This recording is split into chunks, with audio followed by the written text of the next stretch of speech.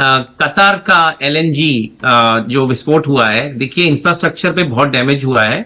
उसका 17% ड्रॉप हो गया है प्रोडक्शन, वो इरिवर्सिबली डैमेज्ड है और उसमें 3 से 5 साल लगेंगे। तो बुरा लगता है भाई, आप लोग भी जानते हो। इंफ्रा पे भी आया है। दूसरी बात, जो नेबरिंग कंट्रीज हैं इस एरिया में, हरमुज में 10 मिलियन बैरल प्रति दिन की कैपेबिलिटीज हिट हुई हैं, मतलब उनकी प्रोडक्शन ड्रास्टिकली नीचे गिरी है।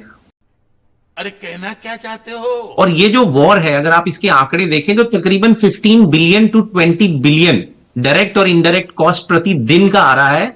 और ये समझना कि कल अगर वॉर रुकी तो इसके जो लैग इफेक्ट है, क्योंकि by the time you take out the crude, refine, reach, distribution, इसमें लैग इफेक्ट होता है। तो कहीं ना कहीं महंगाई तो बढ़ेगी रिगार्डलेस, अगर कल भी वॉर रुक जाए, और लोगों को उसके लिए तैयार होना चाहिए। और मैं अबे साले बार बार अलग मीडिया चैनल्स पे बार बार बोलता हूं, भारत में लोग स्पेकुलेशन पे, गोल्ड और ऑप्शंस पे बहुत कूदते हैं। I think this is a very sensitive time to be careful and protect your money. शायद शरद जी भी इसमें कुछ ऐड कर पाएंगे। तो ये स्पेकुलेशन करना इस टाइम बहुत प्रीमेच्योर होगा, you can lose your equity. मैं नहीं मानता। लेकिन ओवरऑल मैं अभी भी मानता हूं कि ये वॉर शायद हमारी फाइनेंशियल फोर्सेस कई महीनों तक खींचने ना दे, कुछ हफ्ते, 1 महीना, 2 महीना, I would say maximum a quarter.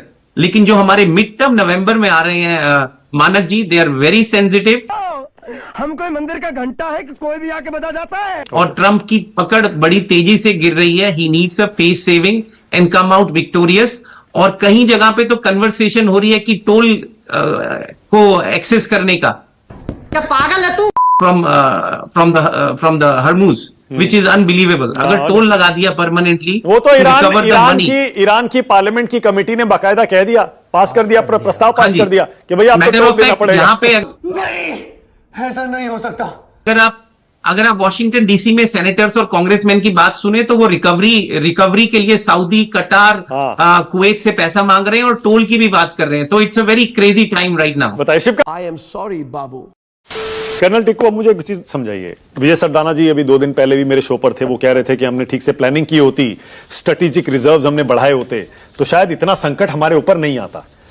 अब आप मानते हैं कि ये एक मौका है हमारे पास, अब भी हमको ये समझ लेना चाहिए कि स्टेट ऑफ हॉर्मुज पर हमको इतनी डिपेंडेंस नहीं रखनी चाहिए। ये बड़ी अच्छी बात कही आप।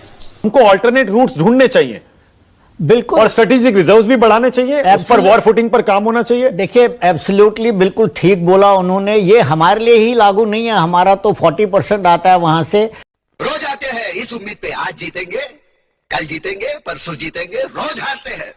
लेकिन जापान, ताइवान, साउथ कोरिया, इनका तो हमसे ज्यादा आता है।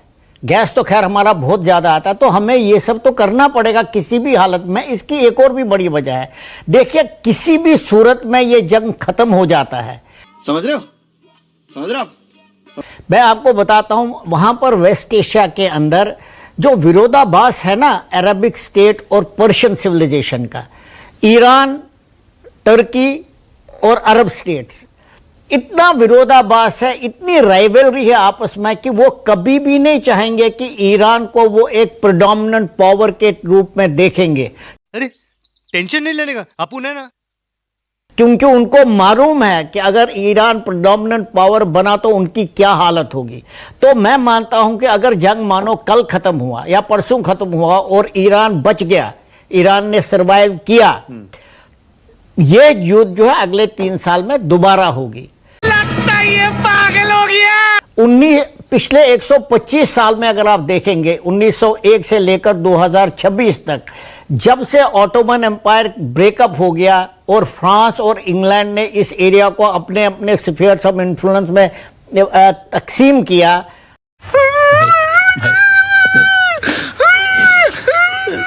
और फिर तेल आ गया, आप देखिए कब वेस्ट एशिया ने चैन की सांस ली है? कभी नहीं ली है। मुसादेक को हटा दिया क्योंकि उसे नेशनलाइज करी अपनी ऑयल कंपनी। नासिर के साथ लड़ाई हुई इसलिए कि उसने सुएज कैनाल नेशनलाइज करी। जब भी वहां पर कोई उभरता है एक स्ट्रांग लीडर जो अपने देश की हित की बात करता है, तो सुपर पावर आकर, खासकर अमेरिका, CIA आकर उनको दबा लेता है, क्योंकि ऑयल है वहां पर। ऑयल है तो मैं मानता हूं कि ये मामला ऐसे ठंडा नहीं होगा और हमारे को नहीं पूरी दुनिया को देखना पड़ेगा कि क्या हम इसका कोई परमानेंट सोल्यूशन ढूंढ सकते हैं क्या? We will be held as hostage to the state of Hormuz.